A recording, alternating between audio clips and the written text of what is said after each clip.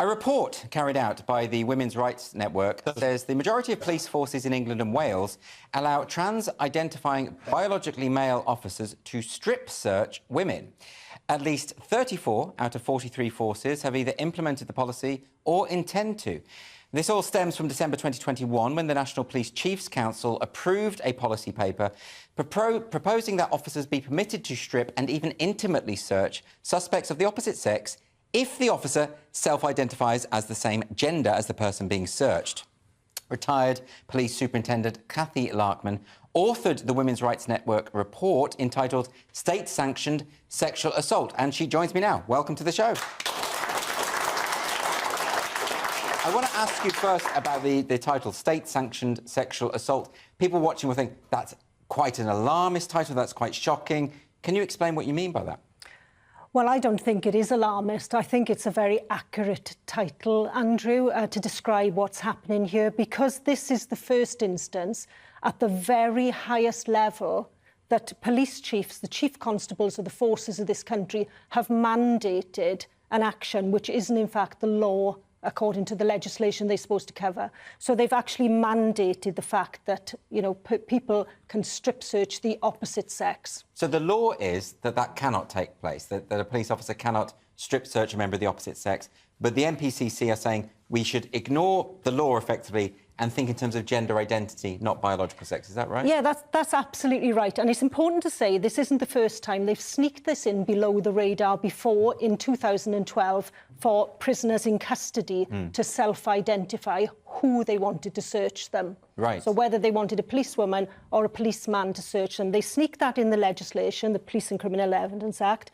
But in December 2021, they made a decision at the highest level to allow that to happen for pre-arrest searching. So you could be stopped and searched on the street, and you could be strip searched or given a more thorough search. The law says that should be an officer of the same sex. Yes. But well, they made sense. the decision that you can self-identify. From the moment you self-identify, that officer can do it to that member of the public. It just seems extraordinary because, you know, if you are a suspect, not even someone who's been arrested, but a suspect can be searched. Is that correct? Yeah, that's absolutely right. And it's important to bear in mind there are around about 500,000 stop searches carried out in this country every year. A proportion of those will be strip searches. Yes. Only about a quarter of those will end up being arrested, you know, males and females, children as well. This affects, you know, you regardless of your age as well. And a strip search, it's extremely humiliating and degrading. You know, I have carried out strip searches. I have supervised strip searches.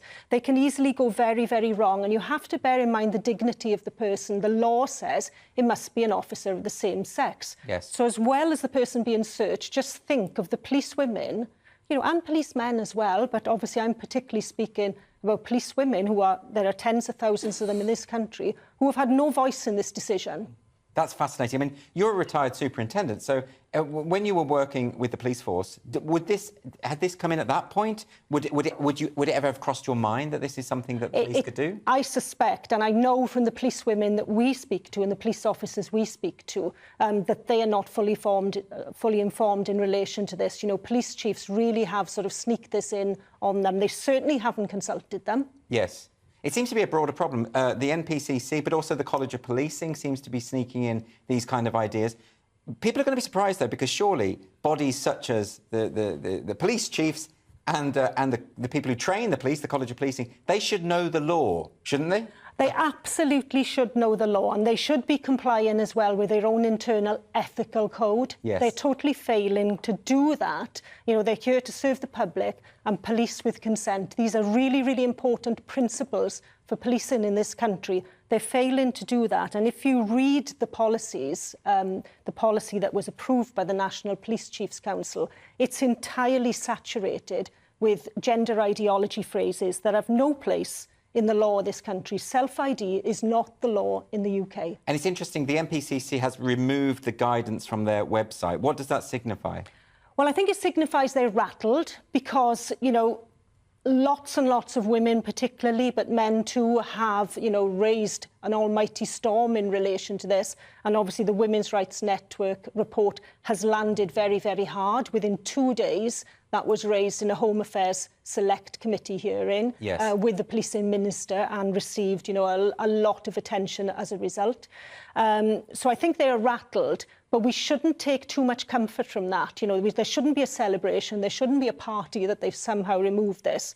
They've stated they are reviewing that guidance, but the forces that have implemented it have already changed all their policies. So until such time as they pull their policies and they stick to the law of the land, then the situation still remains. It does strike me that, they'll say we'll revise our policy, but they've done this before with other issues. There is a perception that the police in England and Wales have a very partisan view when it comes to debates around gender identity ideology, and in particular have even been accused of targeting and harassing women with gender-critical beliefs. So this is... Am I right in saying this is really deeply embedded in the police service? Oh, the roots are very, very deeply embedded, and we know the frustrations of police officers and police staff who are telling the Women's Rights Network directly of their frustrations and their fear as well of speaking out in relation to this as well. They're exasperated with the way the policing is going. And how has the response been to your report?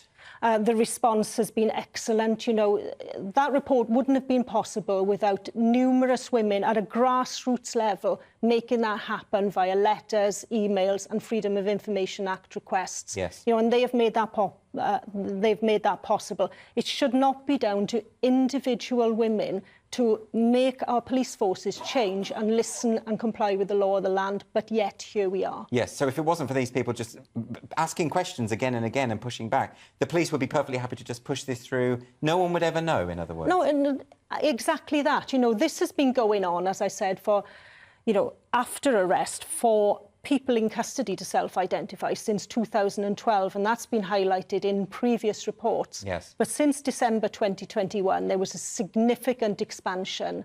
So not only for prisoners to self-identify, but, obviously people prior to arrest to self-identify, and for police officers to self-identify as well. And another thing, Andrew, from this is the stated intentions of this policy is to attract more individuals to the police service who identify as the opposite sex. I just say for a moment, just to reflect on that for a second, this is actually being waved as a carrot, the opportunity to strip women naked and search them, as an enticement to employment in the police service. What does that say? That's very interesting, because a lot of people say, oh, well, people who are concerned about single-sex spaces, they're always suggesting trans people are predators. But, of course, what you're suggesting there is this opens a loophole to people who are predatory. Not that trans people are inherently predatory, but that people will exploit predatory people will exploit loopholes that are available. This shouldn't be rocket science to the police. We deal, well, I still say we, deal with safeguarding all the time. It should be the very first concern for both the police and other organisations as well, and yet on this occasion, it clearly isn't. Well, you're from the Women's Rights Network. Can people look at that online? Is there a website or something? Yes, we have a website. The report is available on there as well. And I'd ask everybody, if you can have conversations with your local police chief, your MP, please do so. Fantastic. Cathy Larkman, thanks so much for joining me.